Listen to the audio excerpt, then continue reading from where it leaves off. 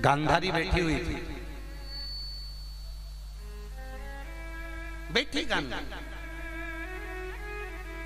दुनिया की सबसे सुंदर स्त्री थी गांधारी, सबसे सुंदर।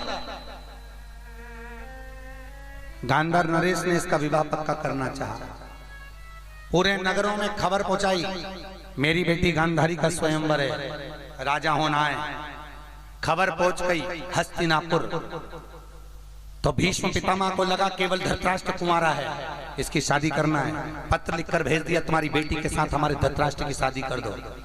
गांधार नरेश ने पत्र लिखकर भेजा, उस अंधे के साथ बेटी ब्याहूंगा जिसको दिखता नहीं है। मेरी बेटी इतनी सुंदर है, अंधे के साथ बेटी नहीं ब्याह सकता मैं, ऐसे अंधे के साथ बेटी नहीं ब्याहूंगा। भीष्म पितामह को क्रोध आया और भीष्म पितामह ने कहा, सुन रे गांधार, अगर तूने बेटी नहीं ब्याया तो पूरे गांधार को हम उठाकर ले जाएंगे, पूरे गांधार नरेश को नष्ट कर देंगे। गांधार ने अपनी बेटी गांधारी, बेटी गांधारी, जगत में केवल तू है जो अपने बाप को बचा सकती है, केवल तू। और कितनी साधना है साहब। दुनिया के लोग कहते हैं घर में बेटा होता है तब जिंदगी की खुशी आती है। भागवत कहती है एक एक चरित्र को उठाकर देखना कि जिसके घर में बहन बेटी आती है उसके घर में खुशी आती है। बहन बेटी के आने से खुशियां प्राप्त होती है।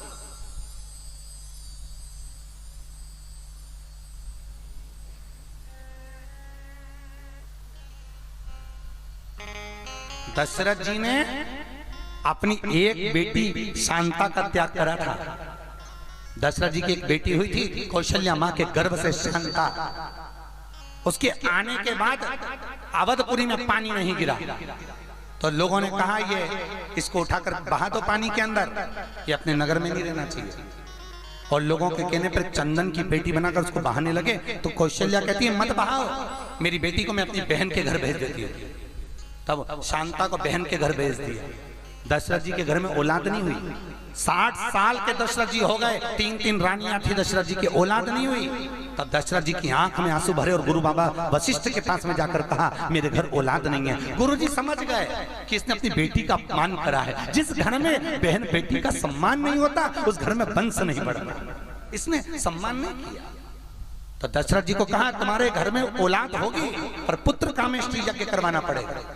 तो दशरथ जी ने कहा कर दीजिए गुरु जी, इतने दिन से भी तो आप यहाँ पर हो, तो हमारे लिए इतना सा काम नहीं कर सकते। गुरु वशिष्ठ बाबा ने कहा यज्ञ मैं नहीं करूंगा,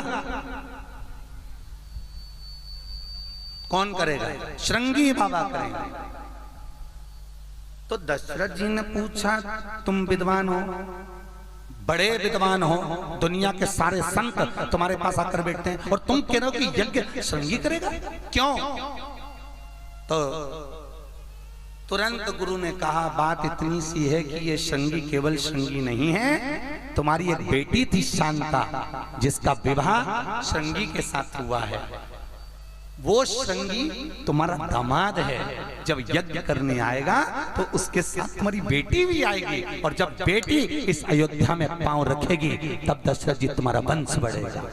और आज भी अगर अयोध्या जाओ तो अयोध्या में दशरथ जी के राज भवन में प्रवेश करने से पहले दशरथ जी की बेटी का मंदिर है। आज भी अयोध्या में 8 किलोमीटर की दूरी पर गोरखपुर जाते समय आज भी है संत श्रृंगी का तो वंश। दशरथ जी के यहाँ वंश बढ़ा तो बहन बेटी के आने से, तो यहां जो वंश की वृद्धि करा रहे हैं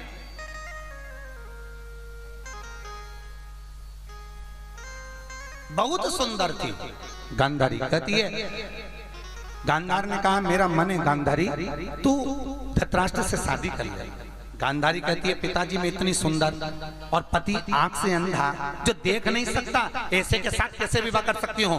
गांधारी अगर तू विवाह नहीं करेगी तो भीष्म पितामह आक्रमण करवा देंगे और हमारा पूरा गांधार नष्ट हो जाएगा। समझाया बुझाया तब गांधारी ने कहा ठीक है मैं विवाह कर लेती हूँ। जैसे धृतराष्ट्र विवाह के मंडप में पहुंचा उसका हाथ पकड़कर लोग मंडप में बिठा रहे थे गांधारी को लगा कहाँ किस्मत फूटी जो इस अंधे से मेरे को विवाह करना पड़ रहा है। उसी समय गांधारी ने अपना पल्लू फाड़ा और आंख पर पट्टी बांध ली कि जब पति मेरे को नहीं देख सकता तो मुझे भी जगत को नहीं देख। पट्टी बांध ली।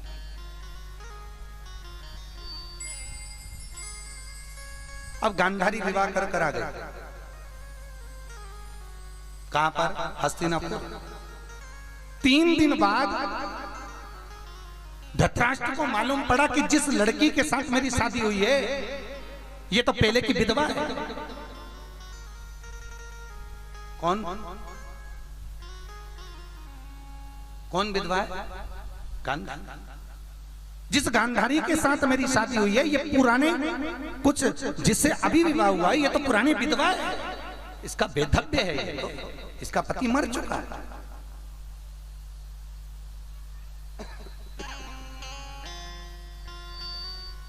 भगवान धृतराष्ट्र को क्रोध आया और धृतराष्ट्र ने अपने गुप्तचरों को बुलाया, जाओ जरा पता करो कि इसका पति कौन था। इसका पति था कौन, मालूम करो जरा। गुप्तचरों ने मालूम करा तो बताया कि इस गांधारी का विवाह हो नहीं रहा था, तो ज्योतिष आचार्यों ने एक बकरे के साथ इसका विवाह करवाया था और उस बकरे की बलि चढ़ गई थी, इसलिए ये बकरे की विधवा है। बकरे की विधवा। धृतराष्ट्र को क्रोध आया, मेरे ससुराल वालों ने मेरे साथ छल किया है। धृतराष्ट्र ने पूरे ससुराल वालों को लाकर जेल में पटक दिया। गांधार पर अपना हक जमा लिया। गांधारी के 4 भाई, मां, बाप सबको जेल में पटका और धृतराष्ट्र ने कहा इन्होंने मुझसे झूठ बोलकर विवाह करा, इसलिए पूरे परिवार के बीच में केवल एक जनी का भोजन भेजना। पूरे परिवार के बीच में एक व्यक्ति का भोजन जाना चाहिए। अब 4 तो भाई थे और एक माता एक पिता, 6 का परिवार था और भोजन एक का जाता था। सब भूखे रहते थे तो सबने विचार करा अपन भले मर जाए पर अपने छोटे को मत मरने देना, छोटे भाई को मत मरने देना। माता पिता ने और भाइयों ने अपने छोटे भाई को भोजन कराया। शकुनी को भोजन करा करा कर जिंदा रखा। माँ भूख से मर गई, बाप भूख से मर गया, 3 भाई भूख से मर गए। अब कौन जिंदा है? केवल कौन जिंदा है? एक शकुनी। दुर्योधन का जन्म हो गया गांधारी के यहाँ। धृतराष्ट्र इतने प्रसन्न हुए, मेरे घर में बेटा हुआ है, जितने कैद में लोग हैं सबको छोड़ दो। छोड़ दिया उस शकुनी मामा को भी। शकुनी को जैसे छोड़ा बाहर निकल कर आया, जाने लगा। गांधारी बोली सुनो स्वामी, मेरा भाई जाएगा गांधार में, कुछ भी तो नहीं बचा, इसको यहाँ रख लें। रख लो। सिंहासन पर गांधारी थी, गोदी में दुर्योधन था, धृतराष्ट्र पास में बैठा था। शकुनी मामा ने मन में विचार कर लिया, सुन ले जीजा, तूने मेरे परिवार को तड़पा कर मारा है, मेरा पूरा वंश मिटा दिया, मैं भी तेरे घर में रहकर तेरा पूरा वंश मिटवा कर जाऊंगा, पूरा वंश मिटवा कर। और पूरा वंश, आप सबको तो कथा सुनी हुई है, एक एक कर कर सबको मारा। और एक दिन भगवान कृष्ण आकर गांधारी के पास पहुंचकर कहते हैं बुआ, ओ बुआ, मैं प्रणाम कर रहा हूं। गांधारी ने कहा सुन कृष्ण, तू चाहता तो ये युद्ध रुक जाता, पर तूने युद्ध करवाया है, मेरा पूरा वंश मिटवाया है। मैं तुझे श्राप देती हूँ कृष्ण, मेरे जीते जी मेरा वंश मिटा, तेरे जीते जी तेरा वंश मिटेगा। भगवान खुश हो गए, नाचने लगे। कृष्ण खूब नाचे। अब कृष्ण नाच रहे थे तो गांधारी ने पूछा क्यों रे, ये ऊंचा कौन रहा है? कृष्ण बोले मैं।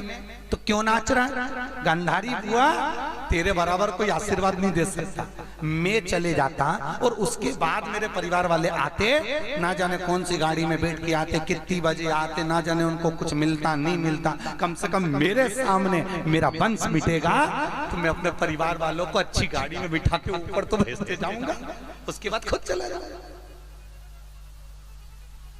इससे बड़ी प्रसन्नता और क्या?